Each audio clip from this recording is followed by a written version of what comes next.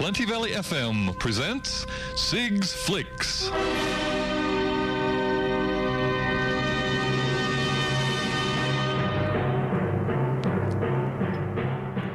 And the big man of movies is online and in bed. Good morning, Mr. Anderson. Oh, Bill, now, that's not very nice. How would you possibly assume that I'm still supine? Oh, well, you have to be because of the amount of time you spend watching the movies. You need some rest. Exactly.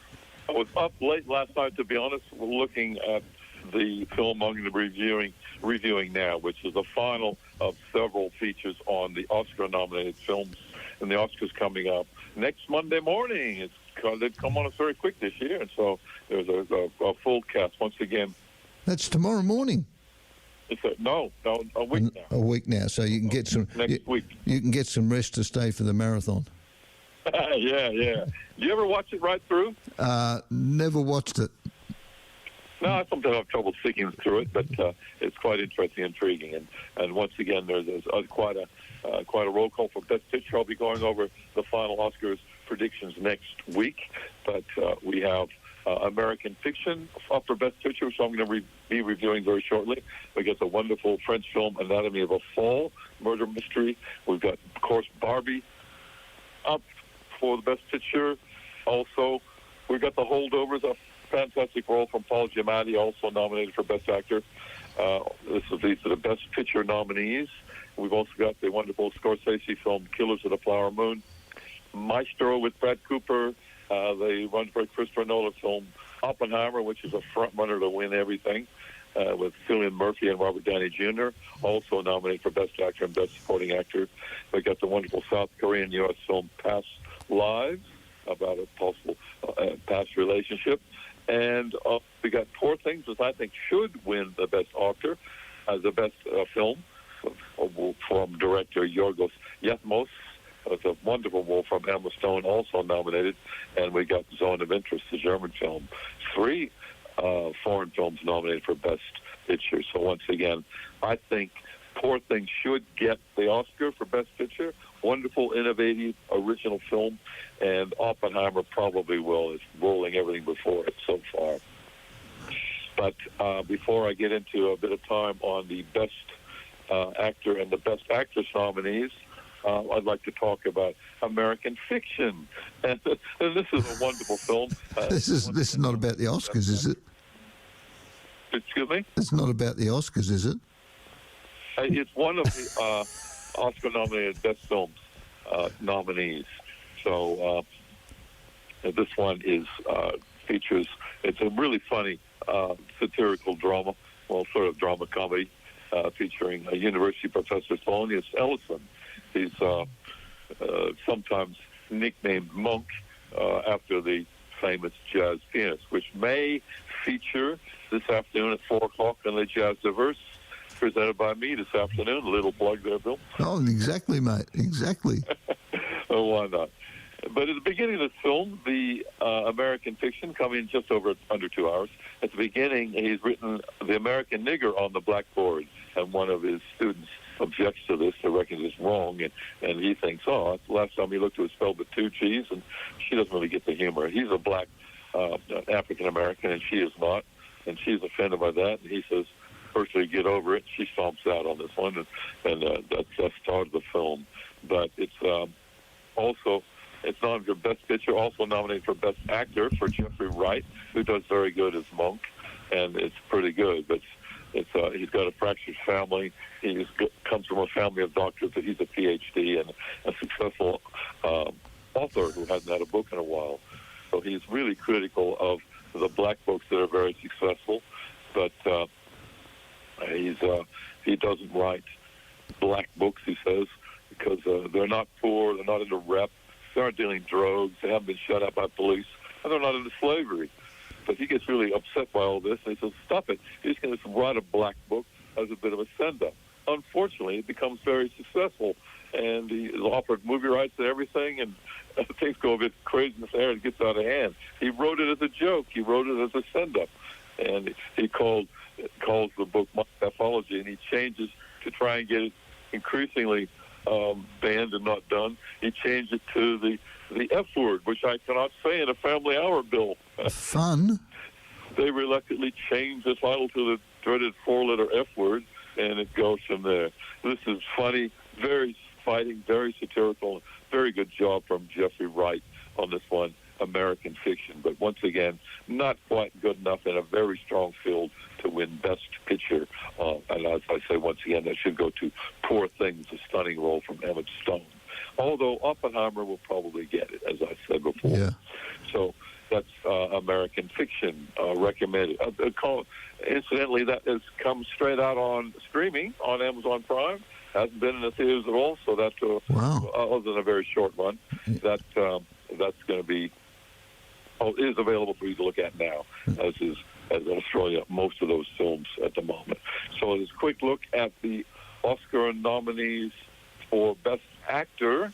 We have Bradley Cooper, has done a very good role preparing a lot for Maestro, and there's been a little criticism for him, Oscar baiting they call it. So he's done this film to try and do all the best things to become the Oscar winner, like playing an unattractive person, preparing a lot, carrying on about how he learned conducting, being a serious biopic, and all these things. But he probably won't win for that one, although it's a very good role. We also have Best Actor nominee Coleman Domingo playing in Rustin about the 1963 Civil Rights March on Washington. We've got Paul Giamatti doing a wonderful job in The Holdovers, a Christmas film that came out in January, playing a curmudgeonly, grumpy school teacher in a private school who ends up looking after kids over the Christmas holidays. And we got Cillian Murphy just romping in with everything before it with Christopher Nolan's Oppenheimer about the war, the World War II bomb developer. And we got Jeffrey Wright, once again, as I mentioned, in American Fiction. And of those, I think it's a pretty well shut down. Should win it, will win it. Cillian Murphy doing such a wonderful role in Oppenheimer. And they said it took a lot out of him. It's a very over 3-hour film, and he's in it most of the time and did a stunning role in that one. Coming in close, possibly Bradley Cooper from Maestro, and not a chance, but just such a good job from Paul Giamatti in Holdovers. And once again, as I said, Jeffrey Wright doing an admirable job, but I don't think it's going to close to such a strong field on the others. For example, Bradley Cooper, as I said, and Cillian. Maybe it's Cillian Murphy. I'm not sure. How's your Irish, Bill? Is it Cillian Murphy or Cillian Murphy? I'll give my Irish correspondent a ring. Ring now if you know how to say the name. Search this before I speak on air. But so there you go. I think that Cillian Murphy or Cillian Murphy definitely be a shoe-in for Oppenheimer. Looking at Best Actress, excuse me a second. And we have. Yep. Yes. We've got 5 listed. Yes, we get another 5 for Best Actress. We have Annette Bening. I just saw this last week, actually, playing a very good role, a very strong role, and she's been having it on several times, and hopefully she gets it. But once again, it's a very strong field, much stronger field than the men's, which was a strong field, but pretty well shut down, open and shut case for Cillian Murphy. But she did such a good role in Naiad as the marathon swimmer. We got Lily Gladstone in Kills the Flower Moon, the wonderful Scorsese film. We got Sandra Hüller and Anatomy of a Fall, also nominated for Best Picture, and this one is a good murder mystery. We got Carey Mulligan playing Leonard Bernstein's wife in Maestro, and we got Emma Stone in Poor Things. And I think some of the field there is very strong and very tight. Carey Mulligan does a really good role in Maestro, has a bit of talk. Sandra Hüller in the French film Anatomy of a Fall, not particularly close to some of the others because it is such a strong field. The form guide is firming around Emma Stone, doing such a good job in Poor Things, but I'm putting my money on Lily Gladstone because as a indigenous actor, and they like to be inclusive a little more in the Oscars, and also such a strong role. I think politically this will tip it for her for Killers of the Flower Moon, Lily Gladstone. So, and she's been getting a lot of momentum going into this wonderful Scorsese film with Robert De Niro and Leonardo DiCaprio. So there are several films there. Although I think, once again, Annette Bening is a strong role, very good role in Nyad, and they might just give it to her because she's been nominated several times, and it might be her turn. But to be inclusive for other nationalities, other people, they're trying to get more African American nominees and women in this one. I think Lily Gladstone should definitely be a shoo-in for this one. Although Emma Stone, Lily Gladstone will be a shoo-in for this one, I predict, for Killers of the Flower Moon. But Emma Stone in Poor Things should get it. Oscars is always the same thing. It's who should get it and who will get it, because it's different. Very political. Things are really intense with billboards everywhere in Los Angeles, all over the place. It's pretty good. So there you go. That's the main categories.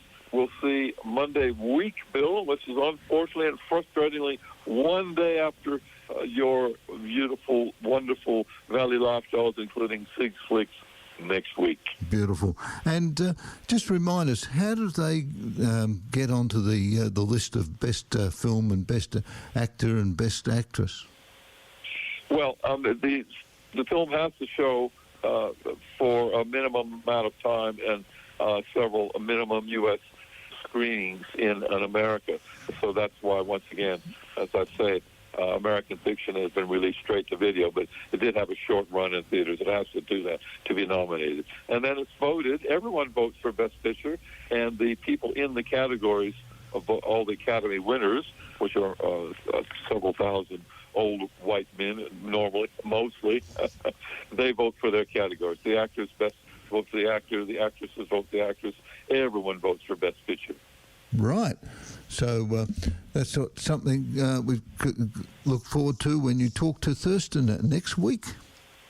It will be indeed, yes. I'll be my final Oscars rundown next week with Thurston. Beautiful. All right, mate, we've run out of time. So